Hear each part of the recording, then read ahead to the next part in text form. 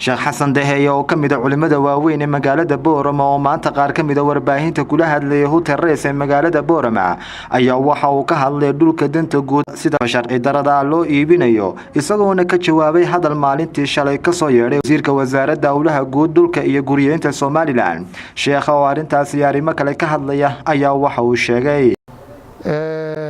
haddii si runta la doonayo miyaa la soo celin karaa hantidii ummadda miyaa la soo celin karaa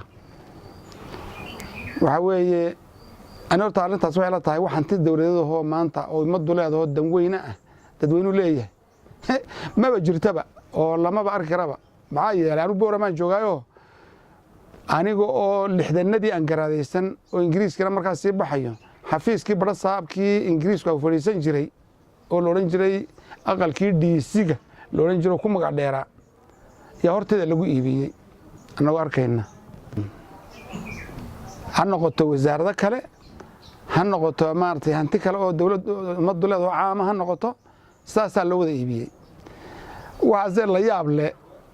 halkay lacagtaas ku dhacday 2016 ilaa 2017 la iibinayay halkay ku dhacday meel alla meel dawladda kaga dhacday lacagtaas oo la yiraahdo waxba lagu qabtay wali ma hayaan mana arag Hargeysa haday tahay iyo Boorama haday tahay burciyo dhulkaan ma aqaano aad ma aqaano laakiin abashadeeda waan maqli jiray hatta iyada iskuuleyn la isku laayay in la iibiyo la doonayay wax la yaab leh weeyaan dhalinyartani waxba siyaasiyiin la yiri aanu dheelay dad siyaasiyiin ma arkay shandadaha sitee ku qarafaysanaya lacagta ku urursanaya kulay gudaha ka ururiyaan kulay dibadaha la tagaanba horta siyaasiyiin nooma noqon karaan dawladna nooma maamuli karaan mana traffic karno bal Boorama ma ka fiirsada madaxweyne aqal madaxtooyo oo yaa laga dhisay baa Boorama waxa la geeyay xoogi maartaanay qoorgaab xoogi loolan jiray dhakadiisa meel cidba tagaynan oo cidla ah ayaa la geeyay aqalkii ay dhisan lahaayeen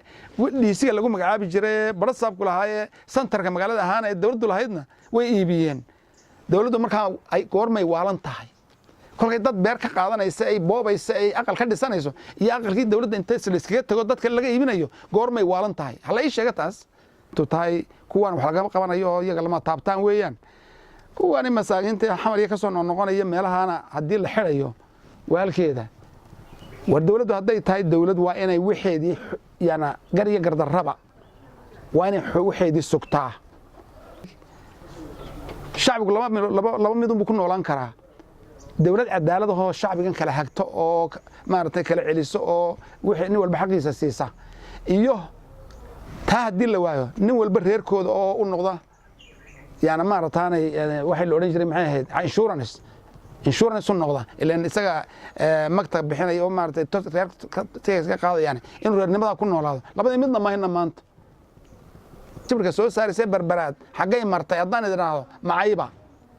maxamed siyaad baraa dhisay SNM way go'goosatay oo iibgeysay maxaa afka looga baqaya maartay yana maartay runta looga baqaya haddaan ninka madaxweynaha laftiisa weydiiyo ma maxamed siyaad baraa markii dambe furfurto iibgeeyay ma ayuu leeyahay waa runtii soo maxamed siyaad baraa umayman waa kii soo baxsaday laakiin yaa bixiyay ragii SNM soo galay baa iibiyay haddaan war barshadii dib ha loo dhiso kuwii hore haba cunaane ma ceebba ma dad baan caay haddaan aqalka maartay xisbiga ka qabiyoobay ee dawladda oo dhan qaaday wasiirada oo dhan qaaday madaxweynaha qaaday ee quruxda halka ku yeelana aad aragtay haddaan dhis iraahdo oo hanti la galiyo macee baan sameeyay waa Jamaal Umar Tubeec telefishinka caalamiga ee badda 24 TV magaalada Boorama.